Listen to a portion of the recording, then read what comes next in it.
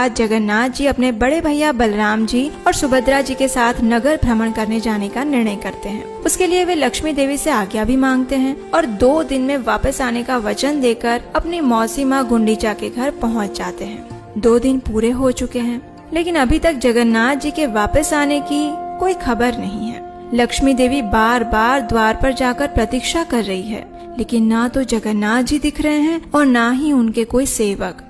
3 दिन बीत गए और अब 4 दिन पूरे हो गए हैं। लक्ष्मी जी के धैर्य का बांध अब टूट रहा है।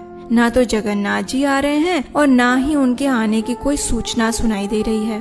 बार बार लक्ष्मी देवी अपने सेवकों को बुलाकर पूछती है, क्या स्वामी श्री मंदिर में आ गए, या फिर क्या उनका कोई सेवक उनके आगमन का समाचार लेकर आया है क्या, देखना जरा। लेकिन हर बार लक्ष्मी देवी को निराश ही होना पड़ रहा है। उदास मुख से वे अपने झरोखे से झांकती हुई प्रतीक्षा कर रही है। आज 5वां दिन हो गया, लेकिन जगन्नाथ जी नहीं आए। अब लक्ष्मी जी की उदासी का स्थान उनके क्रोध ने ले लिया। उन्होंने सोचा, बस अब बहुत हो गया। 2 दिन का वचन देकर गए थे और आज 5वां दिन है।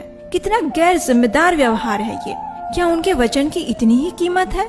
और मैं, क्या मेरा कोई महत्व नहीं है उनके जीवन में? कोई बात नहीं, मैं आज उन्हें बताती हूँ कि वचन देकर उसे पूरा ना करने का क्या परिणाम होता है।